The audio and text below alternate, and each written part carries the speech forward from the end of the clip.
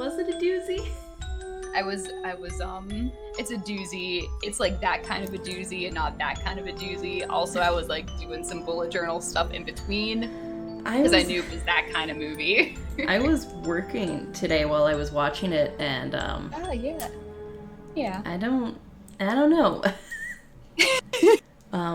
Hello and welcome back to Real Horror Show. We're back from our little quote-unquote seasonal break. Yeah, guys, we're back. Woo! So this episode, we're not getting into Midnight Sun just yet. That'll be our next episode. But we decided to get the vampire hype ready. Yeah, so what better way to do that than to, preview the vampire reading with a vampire movie. Yeah. So, Family Blood is a 2018 American horror film directed by Sunny Molly and written by Nick Savies and Molly. It stars Vanessa Shaw, James Ransone, Colin Ford, I cannot pronounce that name, I'm not going to try, I'm sorry, Carson and Franz Jean-Baptiste, and Eloise Lashina. It is a Blumhouse production, and it was released May 4th, 2018 via Netflix. Oh, okay. It's more recent than I thought it was. Yeah. All right. And you know, this was kind of a last-minute decision to get back into the podcast by watching a movie. Yeah, it was kind of a spur of the moment. And there's not a lot of vampire movies available on Netflix at the moment. Yeah, at the moment there isn't, and pickings are really thin. A lot of the children's movies feature vampires, but we wanted a more adult movie. Which I feel like that was a mistake. And it was. I feel like maybe we would have had a little bit more fun if we watched My Babysitter as a Vampire instead. Although that's a TV show. That's available. So anyway, it was like, yeah, this is a Blumhouse movie. Even if it's not a great movie, it's going to be fun. Yeah. Yes. How young and naive I was last week. Yeah, you and I really were thinking the same thing, and when you think of Blumhouse, you just think at least one aspect of this movie will leave me thinking about it for a while after I'm done watching it. Yeah. However, you know. Not one of their best.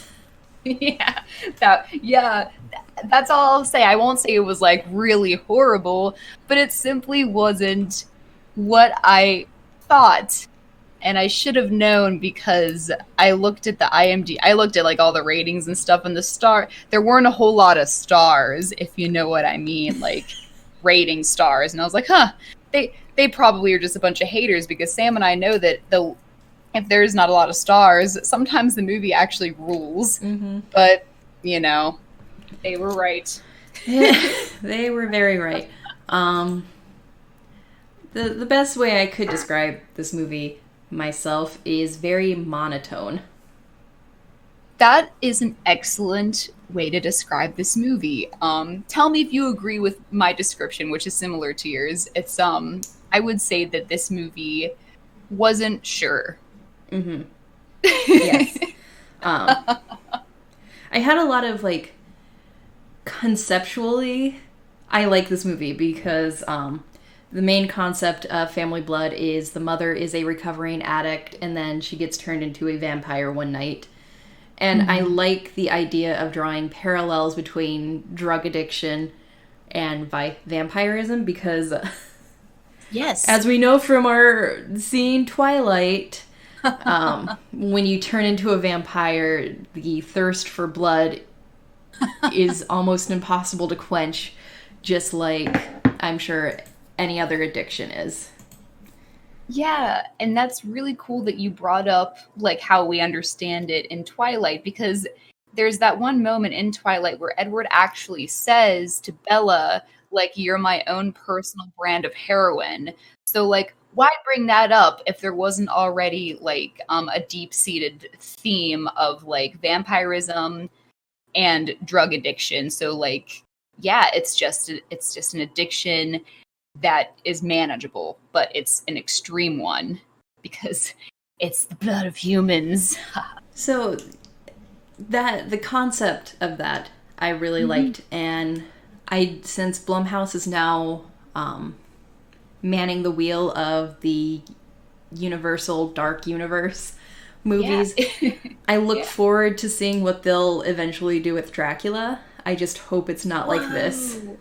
Yeah, I know. And you know what, Sam? I thought this was a really cool concept because I worry that like when we watch like a vampire movie, it's all going to kind of be the same, because the vampire tropes, there are many, but like a lot of them are like reused, like the common ones, like no sunlight, live in castles, they turn into bats, all that stuff. But this is like a really new idea that like I haven't seen in any vampire movie, with like the drug addiction thing. And I thought that was really unique. And it's kind of a shame though, because they could have really done a whole lot. But somewhere in that movie, like the movie kind of stumbled and it never really recovered by the end. Yeah. And I think for me, the biggest thing missing from this movie, and I will fight every dude bro about this, vampires are meant to be romantic and they're meant to be sexy. Yes. This movie had like zero sex and zero romance, and someone's car alarm just started going off. That's because someone got pissed listening. Sam, I could not agree with you more. And the first thing that I think of when you say that there's no sex appeal, I actually think there is one like weird, subtle like love scene. It's very like nuanced, and we don't even see what's happening. However, like everybody looks a wreck. Nobody is like sucking each other's necks, which they're supposed to do. There's no passion. You know what I mean? It's very empty. It's very void of like any emotion. Literally throughout the whole movie, everyone's just pissed or like sad or angry. And even when the vampire guy, we meet him, and you know what? He is not like he's like a mysterious guy. But I wouldn't like look at him and say like, oh, that's a very attractive vampire. I would love if he bit my neck. He just kind of looks a mess like everybody else does. They just look ill. God damn it, Sam. That damn I know. Can you hear it? Just very like really low. Like, but since you told me what it was, now I know that it's there. I'm watching my recording in Audacity, and when I'm not speaking, there's just like a nice little pulse of noise that's being picked up. So that alarm's like real fast. I'm gonna try and not talk while you're talking so I can just easily edit it out. There's nothing I can do about this, but okay. Yeah, I'll make sure that we take a pause after each other talks.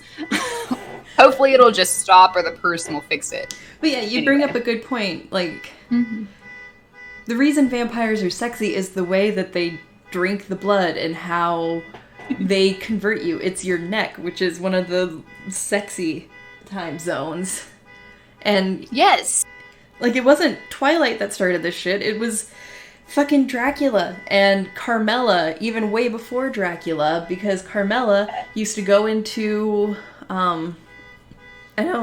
was it her lover, or at least a woman she was infatuated with? She would go into her bedroom and drink blood from her breast. So it's always had like sexual undertones to it. So this came out in 2018, so there's no reason why it would try to avoid the romantic aspects because of Twilight. Because you fucking need it. Even in the Interview with a Vampire book series, where the vampires are more asexual. Yeah. They're asexual romantics, so they enjoy like cuddling and sleeping in the same bed together. Right. Yeah. And even in those films, like it's only like sexy and like beautiful like vampires and like drinking from necks, and like everything is very like it's all about seduction and passion, and that's pretty much the feel that you get, even if it's like unsaid. That's like the atmosphere of the movie. But like with this, it's just it's just void of all passion. There's no passion within the family. I feel like everybody hates each other in the family, first of all. Like, and I think that's one of my biggest issues is they didn't feel like a family. We haven't touched on acting at all, but all I can say about the acting is it was all one note. Everybody was depressed. Nothing stood out. And in terms of characters, I didn't see the point of giving her 2 kids because one of the kids just disappears for half the movie. Yes, exactly. Yeah. And like, yeah, I guess we can like stay on acting for a little bit. But yeah, like regarding it being really one note, like Sam said, yeah, everybody was extremely monotonous. Like Sam said before too, it was very like I know that this woman is upset, but the movie starts out that they move to like a new big house. They're like renting this big beautiful house, and it's really cool. And she's going to like AA meetings or NA meetings or whatever the problem was, and you know she's doing the program and stuff. And so she should like she should be a little more upbeat. Mm-hmm. Like I know she's upset because she's had like trials in the past, but I feel like since this movie starts in a new chapter, we should see we should see like a little bit more of like an upbeat or a joyous thing. But she some optimism. And then she's like, yeah, I have my 2 kids. I lost them, but then I got them back, you know, and she goes home and like everyone's in a shit mood. They don't talk about anything. Everyone's mad. They like act out in school. She like doesn't care.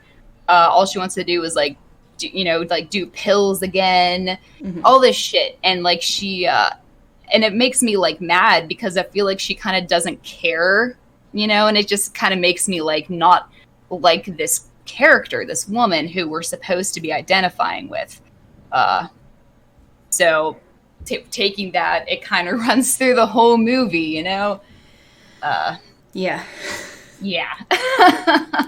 So what do you think, Sam? Would you agree with that? I agree. And like the moments where you could have had a little more optimism and lightheartedness were with her kids. And even all those scenes were depressing. There's no humor. It's just one long drag, and moving into story, I would look away, and I swear to God, even if I would go back and rewatch a scene, it still didn't make sense because I feel like there were just scenes missing from this movie to help make it make sense, make it better. Like, I didn't give a shit about the big baddie vampire, which was a shame because I thought the opening was really great. It was spooky. Me too. Yeah, me too. Where was that? That was the only scary part in the whole movie. Shit. Anyway. With no moments of levity, it's nothing. Like, there's no levity to make the dread feel worse. It's just one long, flat, dull tone. Yes, Sam. Yes. It is like the acting really segues directly into like the story. It seems like when we're watching this, if you were to watch it right now, you would probably agree because I'm going to describe it in this way. When things happen, it feels like someone put the characters in a setup scene and they blocked them and they said, "Okay, guys, improv." You know, and that's kind of how I feel because every moment in the movie, someone's doing this thing. Then they're doing like the opposite. There's a lot of 180s and a lot of it really doesn't make sense. Because whenever we're at the end, the big climax lasts like 20 minutes of the movie. I'm like, oh, it's probably going to end this way because it's set up perfectly to end this way. But no, all these other weird things happen and it ends. It's awkward. And so Sam is right. There's really no levity. And honestly, the stakes of it's, especially since this is a horror movie, the stakes are incredibly low. I honestly could care less about anybody and what happens to them because it's like, well, these bad things are happening to these characters I'm meant to care so much about. But honestly, like they're making mistakes, they're making stupid choices, and I really don't care. And it seems like nobody else in the movie cares about what happens to them. There's no consequences, so therefore anything can happen and it doesn't matter. And that is, and if you watch it right now, you'd be like, yeah, I kind of can see that. I hope you agree with us. We're not trying to be haters. Yeah. That really is how it happened. And any characters that died, I didn't really know them before they died, so who gives a shit? Yeah.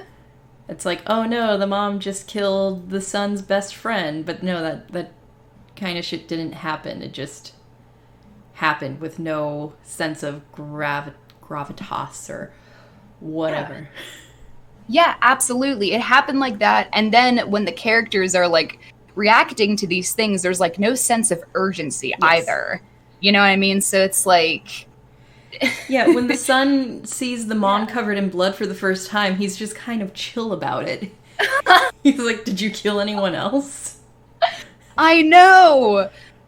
And I know that this might be like a stupid thing, but like the main scene that like really like showed me that like nothing actually mattered was whenever the mom killed like the neighbor lady who because she killed the neighbor's cat first, and then the neighbor comes over looking for her cat, and she's like, "Can I check your basement?" And I was like, "Oh fuck, she's gonna fucking kill a human," and she did, and like no one ever came looking like for her. Yeah.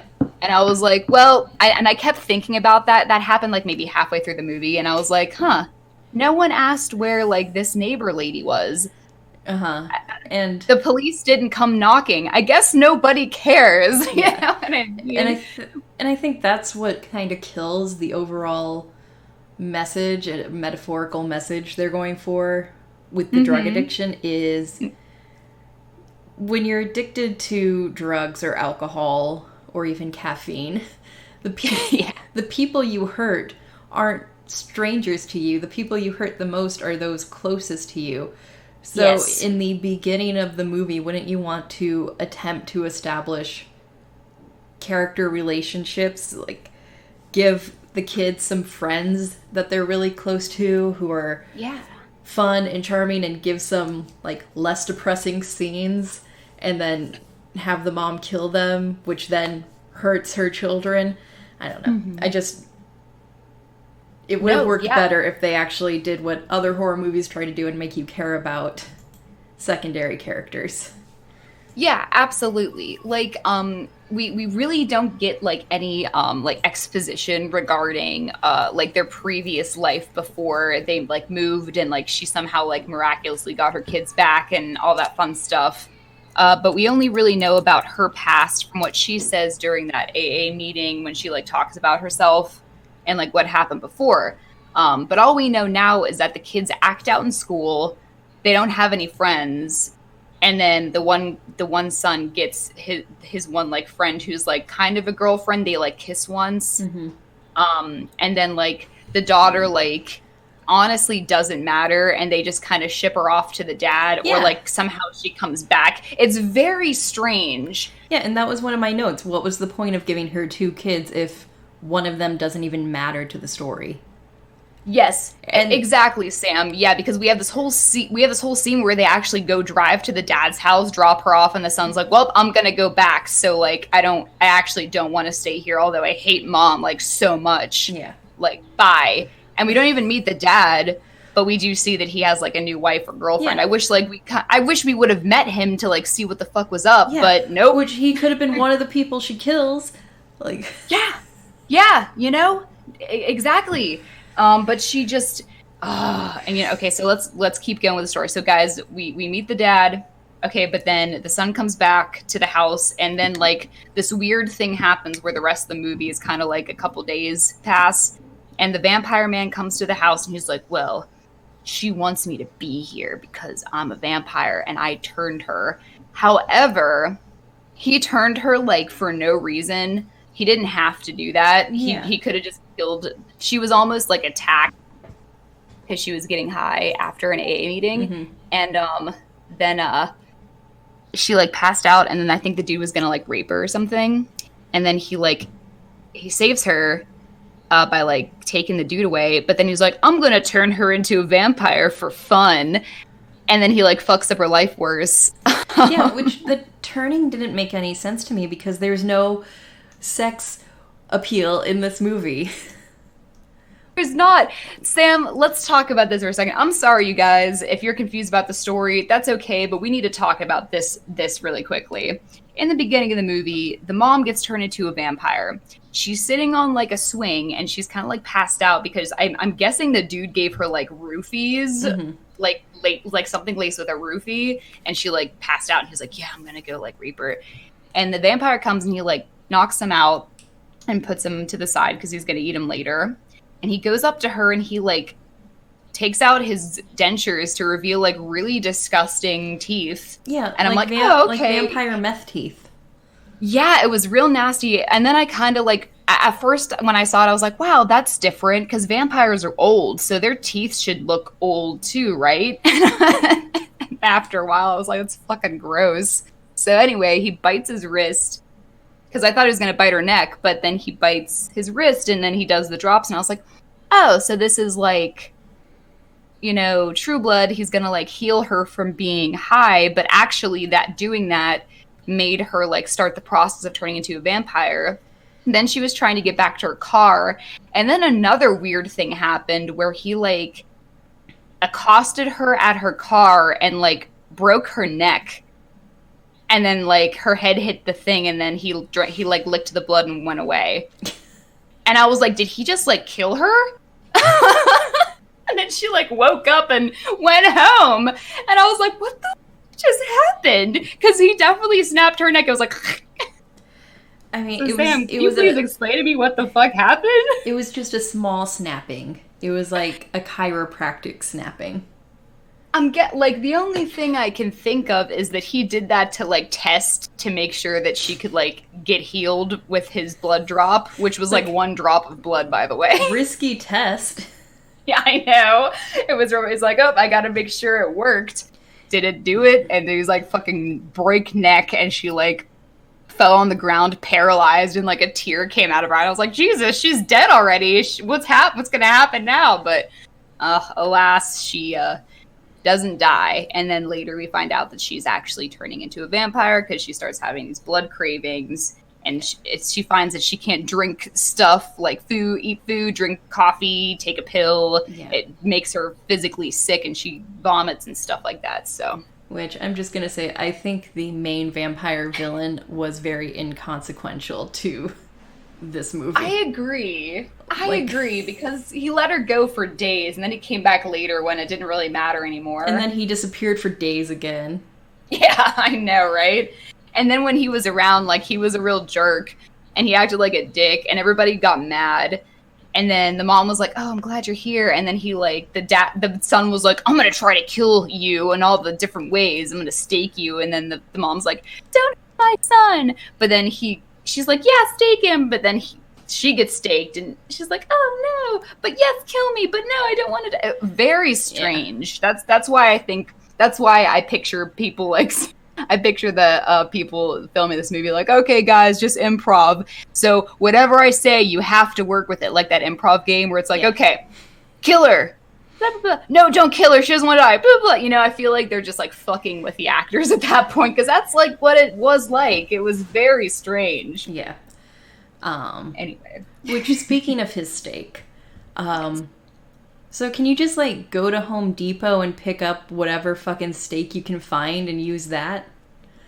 Because I'm pretty sure that's what he did, and that could have been a nice moment of levity in a very depressing, monotonous film. Yeah. Because he just had like a wooden garden steak. He really did. He really went to the store and bought a lot of stuff, and the vampire was really like, this doesn't work, this doesn't work, this doesn't work. And that's actually one thing I kind of liked about this movie is that it seemed like all the vampire tropes that I was assuming would like hurt the vampires really didn't. Like there was a sunlight scene, and then there was like he brought home garlic. In the beginning they use a crucifix. None of that really works, so I kind of liked that. Which, I don't know, for me I'm just getting a little tired ever since Twilight that all these movies are ignoring the vampire tropes.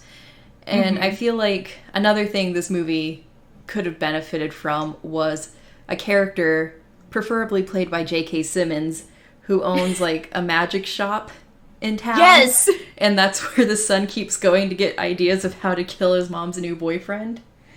because he's like also like the local vampire expert. Just like in Dark Skies, he's the alien expert. Yeah. I feel like this movie could have benefited from that, because then you get a little bit of humor of the son continually going back to this guy. Right. Absolutely. Or he could have made her best friend, like, instead of like an artsy girl, she could have been like a girl who liked vampires. Yeah. And like wrote about them and talked about them a lot. And she was like, oh, well, don't you know that like vampires, this, and that, like this isn't real, but this really works. Like something like that. Somebody just give somebody a purpose is all we wanted. Because nobody really had one. Because I don't think it's it can just be any wooden stake.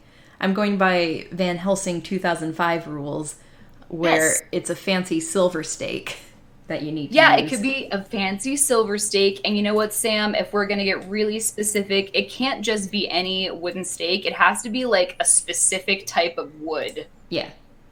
You know what I mean? It can't just be like, oh, this is like pine. You know, I think it's got to be something specific, because all the vampire tropes like go back to like, they get a little biblical, and you know, you'll see a lot of like religious themes in like vampire tropes and stuff. So I feel like a holy tree, the wood from that is the only thing that you can stake a vampire, and you have to stake him through the heart or it won't work. Yeah. Anyway, other than that, and there was like she looked in the mirror and she kind of like disappeared. Yeah, it was so pick and choose with its vampire lore. Yeah, it really was. And I feel like either like don't do any, or like go all in. Don't like have him flip through the book of like how to kill 100 ways to kill a vampire and say like, no, yes, but no. It's like, what do you mean yes, but no? Like, what was it? Yeah. Like, the audience wants to know what you're talking about. Really, what this movie should have been, and what we should have watched, was Fright Night. I know, that's what I really was thinking about this whole time, Sam. I really was thinking about Fright Night. The new Fright Night. It's like everything we're saying, Fright Night did better. Yeah, Fright Night. Yeah, because I never saw the original, but I understand that the remake is like kind of similar.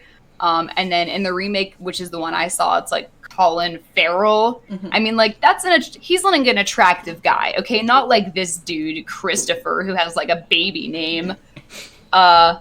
He like, what does he do? He like he comes to your house, he has sex with your girlfriend, with your mother. He's very sexy, he's always drinking blood, he says sexy things, he's very mysterious and yet weird, all these things. And you know, normal tropes can't kill him. And I thought about that a lot. Fright Night. So that's really cool that you brought it up. I wish that was available. I would have chose that. Yeah. But Netflix it really doesn't have thin pickings on Netflix. Yeah, there's been a drought of vampire movies. Yeah, I agree. And maybe that's a good thing if this is what we're gonna get. yeah, that's true. And Family Blood, you know what? Even the title of the movie is kind of weird. It's kind of weird and misleading, because by the end, when I was trying to guess what was gonna happen, when the mom got turned and then the vampire guy came home, I was like, okay, she's going to be with him forever. And then the son and the daughter are stuck there. I was like, she's probably going to turn her children and they're going to be a family of vampires. Boom. But of course, that wouldn't happen, because why would it sound like the title of the movie? It should just be called like, I don't even know what it should be called. It should be called like WIP Vampire Movie, because that's kind of what it is. Work in progress. Okay. Yeah. I think the title is sort of kind of maybe ties in, like the director forgot about the title, and at the last minute she was like, hey, wait, did I just say she? Is it a she or a he? I think it's Molly. He? Okay. He said, oh shit, the movie's called Family Blood. Son, can you like cut your own wrist instead of stabbing your mom and offer her your blood? Yes, and that was like the only connection that we got. It's like, oh, they have like a little interconnection thing with the blood, and that's it. And then like she left. Yeah. And no, fuck. I feel like it was supposed to be significant that it was the daughter that told her mom to leave, because we had that one moment where the mom, in the beginning, where the mom says, you're always going to be my little girl. And that could have worked had they not shipped the daughter off for half the movie and actually worked to establish like a strong mother-daughter relationship between them. Yeah. And even like thinking about that and taking it further, like she could have turned her daughter into a vampire so she would always and forever like quite literally be little. Yeah. Or like a young girl. Like Kirsten Dunst in Interview with a Vampire. Just like that in Interview with the Vampire. She's just a kid forever. Yeah. Wouldn't that be shitty? But yeah, like, it's very bizarre. Towards the end, there's a very strange scene where she's like, you should call the cops, and like nobody calls, and then she leaves and comes back because I think she kills somebody, and then she's like, maybe you should call the cops or like something, and then they still don't, but then the daughter like comes later and she's like, I called the cops, and everyone's like all shocked that she did, and I was like, well, the mom told you to do it like twice, and the cops come and the mom like kills the cops and no more cops come.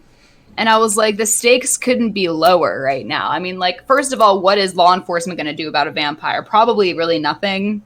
Like, what are they going to do? Like, put her in jail? Like, not really. So she kills the cops, and then I was like, okay, well, there's not a lot of other characters left to, like, be killed.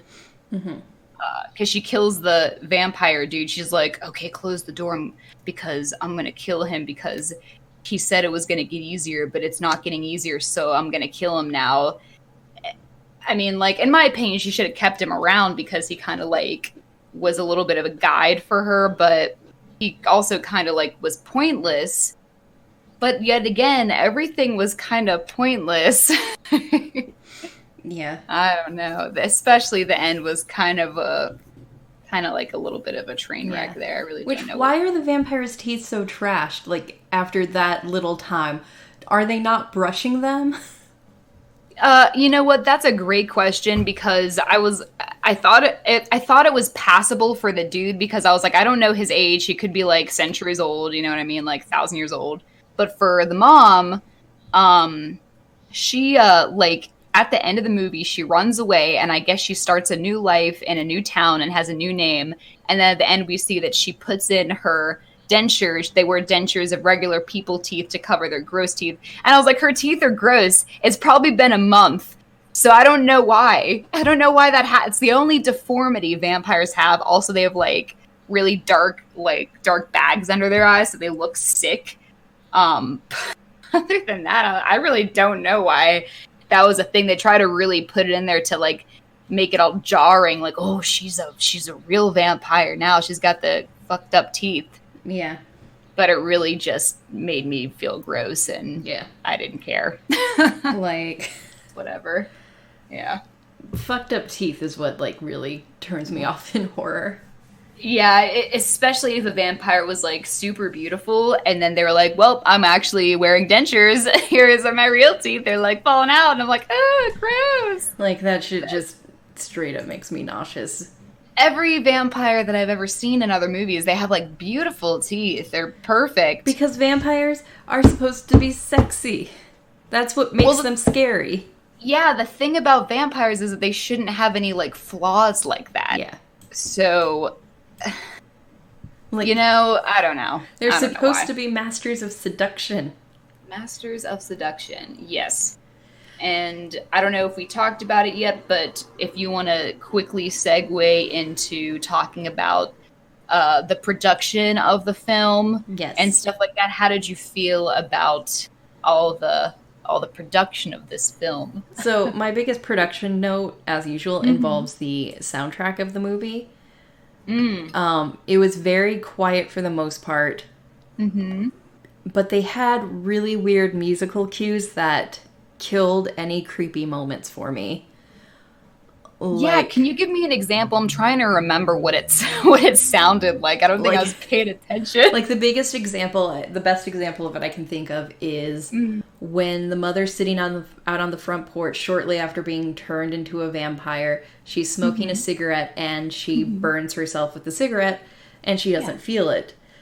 I feel like it would have been much better if it was just a silent moment. Yeah. Instead, we get like this eerie Ooh. Sound cue. And I'm like, oh. We're supposed to be creeped out. Scared. Just trying to remind you if you weren't sure that was an unnatural thing to be doing. Like the music should help you remember. Yeah. Like if the sound cues didn't feel like they were there to enhance the moment, they were there to remind the audience that they should be creeped out. Yeah. And that's not, you shouldn't need that. You shouldn't like use the musical cues as a crutch. You should use them sparingly and let the atmosphere of the movie just kind of like let you feel a certain way or the other way. Yes. Speaking of atmosphere, this movie felt very orange. What do you mean by orange, Sam? Like it just felt like they had some sort of orange filter on it. Oh. Like very muted except for orange and maroon. Like literally orange. Yeah. Whereas Twilight is very blue. Very blue. Yeah, very blue and like washed out and gray. Even the colors that they wear, a lot of blue.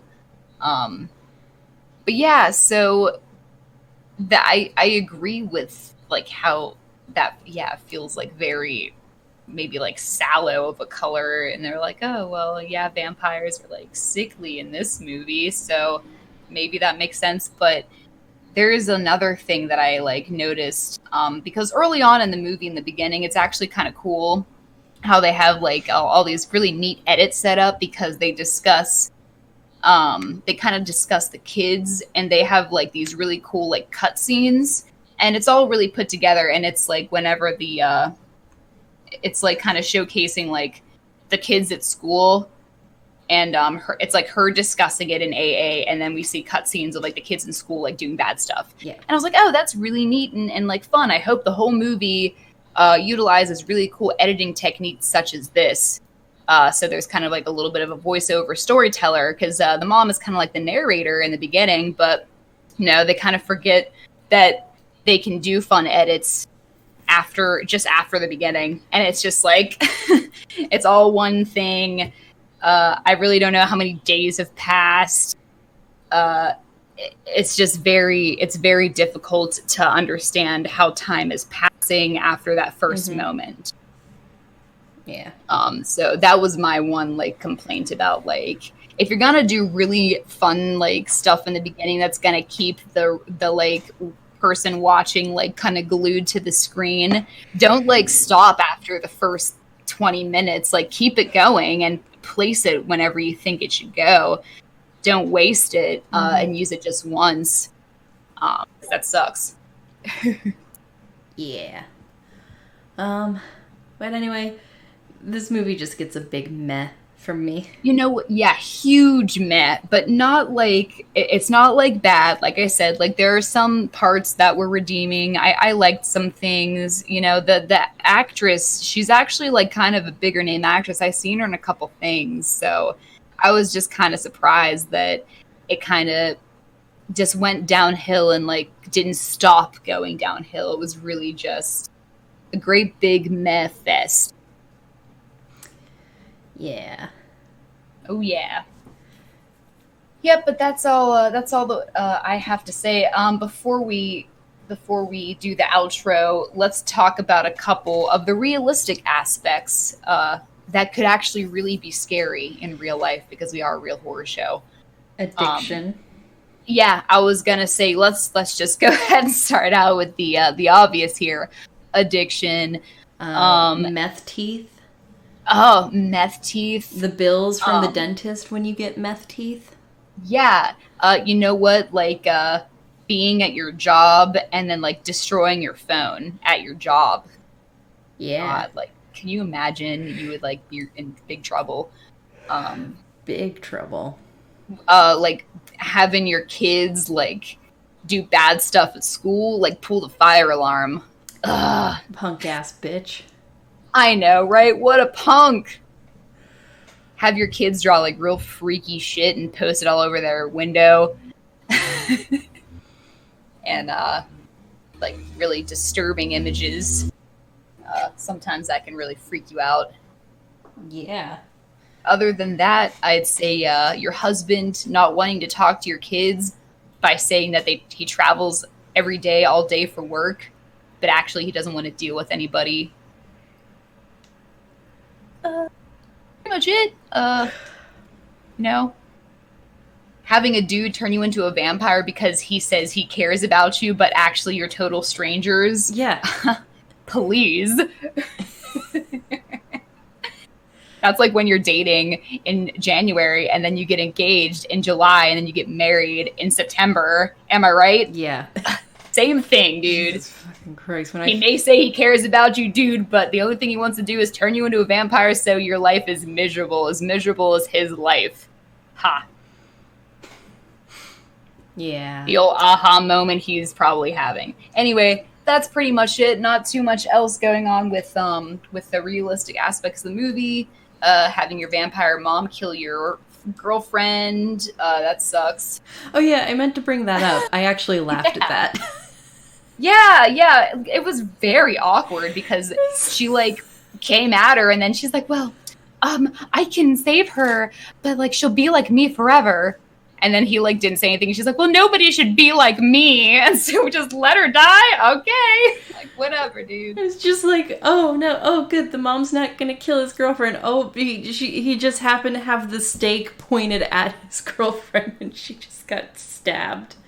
Oh my god. Oh, it was stupid. What a mess. Just a mess, dude.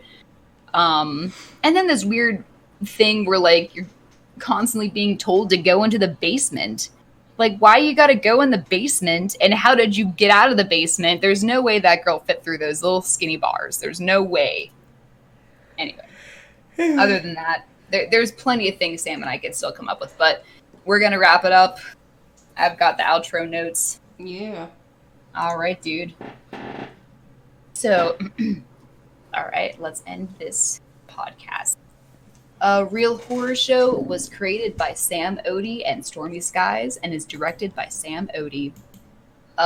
Today in this movie we learned that you should not turn somebody into a vampire for no reason because it'll really ruin their life. Kinda. Yes. Yeah. Don't turn strangers into vampires. Yeah. Don't let your cat be an outdoor cat because it could be killed by your neighbor who is a vampire. Yeah.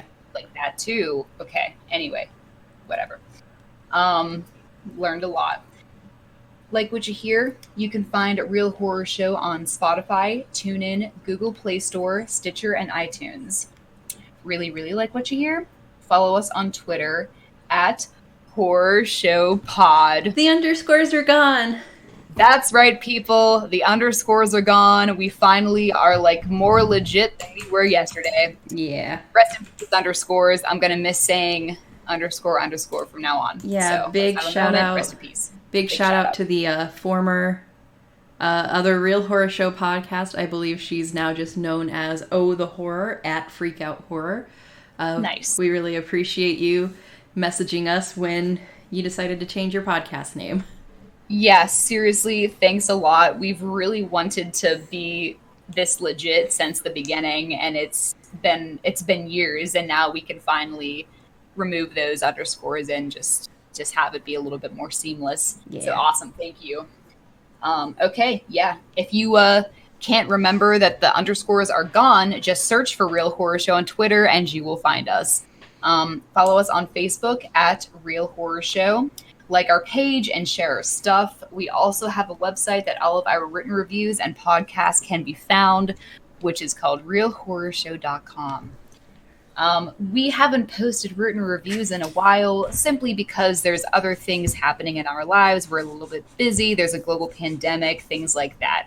However, there are plenty of written reviews, movie reviews, cool essays that Sam and I have written and posted on the website that you can read. There is a ton of content on there, so if you prefer to read, go ahead and check it out on the website.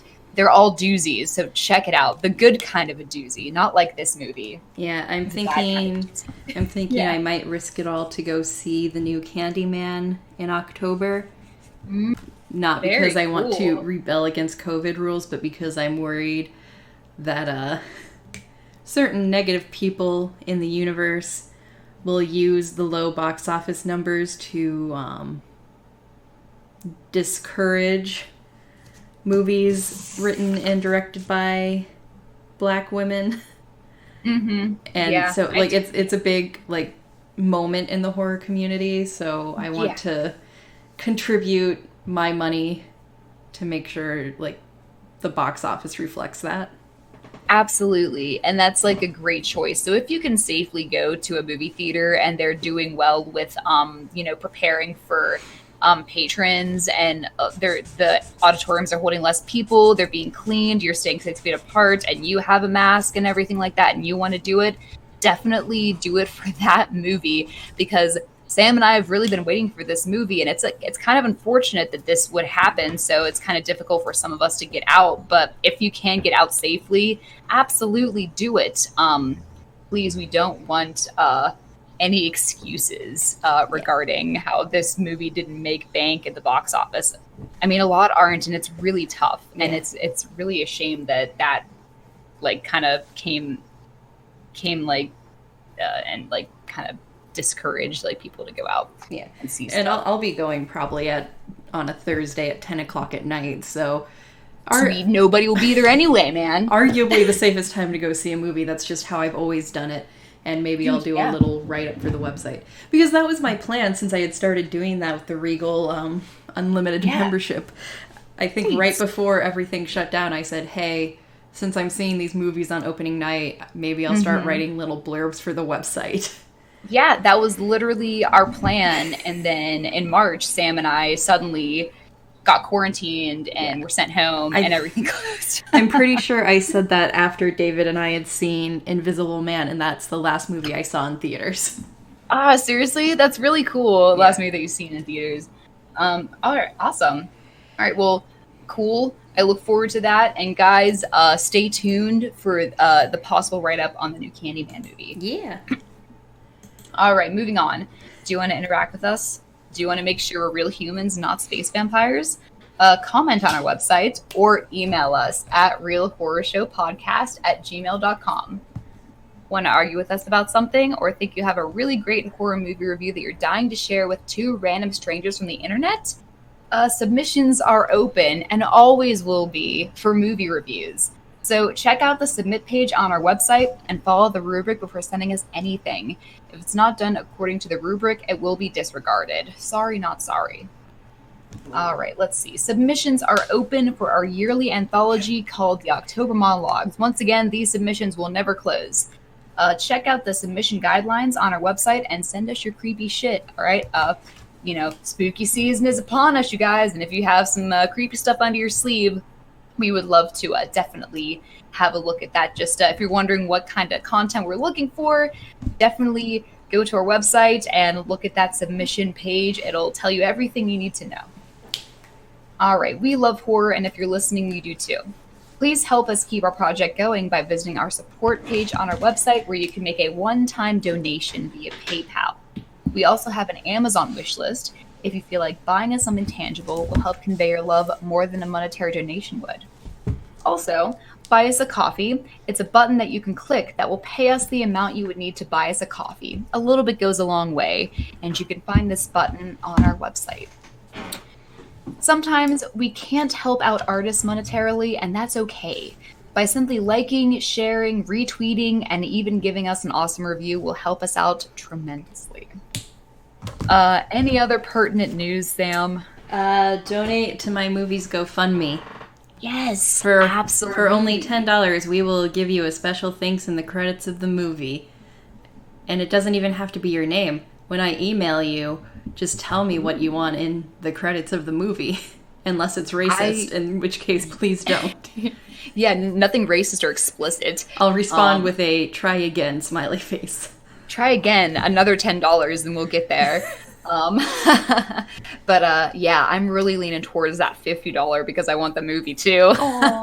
Yeah, that's another thing, friends and family listening. The only way I can guarantee you a copy of the movie is at the $50 donation level. So 2 years down the line when the movie's available, don't be adding me for a free or discounted copy.